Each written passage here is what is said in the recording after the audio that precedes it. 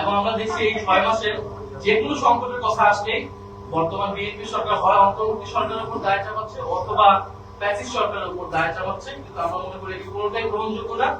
অন্তর্বর্তী সরকার আরো বিধ্বস্ত পরিস্থিতিতে দেশের দায়িত্ব কিন্তু সেই সময় নিয়েছিল, এবং সেই সময় কিন্তু আমরা রেকর্ড পরিমাণ লোডশেডিং দেখিনি এবং এই গ্যাসের সংকট দেখিনি। ফলে আমরা মনে করি সরকারের অব্যবস্থাপনা, পরিকল্পনাহীনতা এবং অদক্ষতা থেকে এই সংকট তৈরি হয়েছে। এই আদানি চুক্তিগুলো সহ বিভিন্ন চুক্তিগুলো কন্টিনেন্টাল আইনের মাধ্যমে ফ্যাসিস্ট সরকার করেছিল, সেই চুক্তিগুলো সেই ক্যাপাসিটি চার্জের ব্যবস্থা তারা কি করবে আমরা দেখেছিলাম। অন্তর্বর্তী সরকারের সময় যে জাতীয় কমিটি হয়েছিল তাদের সুপারিশ দিয়েছিল যে ক্যাপাসিটি চার্জ এবং এই চুক্তিগুলো বাতিলের জন্য কি ধরনের ব্যবস্থা নেওয়া উচিত।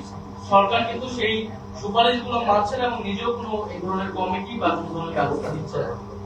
আমরা দেখেছি যে সরকারের একজন উপদেষ্টা, তথ্য উপদেষ্টা, প্রধানমন্ত্রী তথ্য উপদেষ্টা বলেছেন যে শুধু 15 বছরের দুঃশাসন এবং বিধ্বস্ত অবস্থার উপর দায় চাপিয়ে কি নিজেদের অক্ষমতা, অদক্ষতা এবং অব্যবস্থাপনা থাকা যাবে।